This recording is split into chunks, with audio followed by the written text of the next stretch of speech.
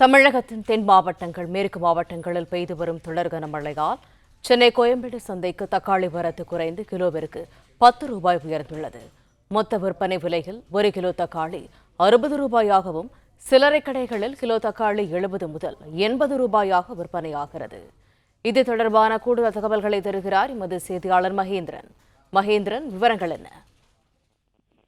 வரத்து குறைவால் தக்காளி ஒரே நாளில் கிலோவுக்கு 10 ரூபாய் விலை உயர்ந்திருக்கிறது. சென்னை கோயம்பேடு காய்கறி சந்தைக்கு மழை காரணமாக நாளுக்கு நாள் வரத்து குறைந்து வருவதால் விலை அதிகரித்து வருகிறது.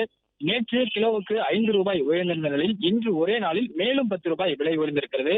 மொத்த விற்பனையில் நேற்று கிலோ 50 ரூபாய்க்கு விற்பனை செய்யப்பட்ட நிலையில் இன்று ஒரே நாளில் 10 ரூபாய் அதிகரித்து முதல் தர தக்காளி கிலோ 60 ரூபாய்க்கும், சில்லறை விற்பனை கடைகளில் 70 முதல் 80 ரூபாய்க்கும் விற்பனை செய்யப்படுகிறது.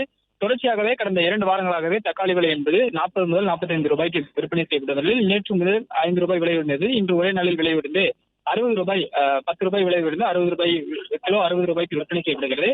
வரக்கூடிய நாட்களிலும் மழை காரணமாக வரத்து மேலும் குறைய வாய்ப்பு இருப்பதால் தக்காளியின் விலை அதிகரிக்க வாய்ப்பு இருப்பதாக வியாபாரிகள் தகவல் தெரிவிக்கின்றனர். கோயம்பேடு சந்தையை பொறுத்தவரை ஒரு நாளைக்கு 1200 டன் தக்காளி தேவைப்படும் நிலையில் கடந்த ஒரு வார காலமாகவே 800 முதல் 850 டன் தக்காளி மட்டுமே வரத்திருப்பதாக வியாபாரிகள் தெரிவிக்கின்றனர். மேலும் வரக்கூடிய நாட்களில் விலை அதிகரிக்க வாய்ப்பு இருப்பதாகவும் வியாபாரிகள் தகவல் தெரிவிக்கின்றனர்.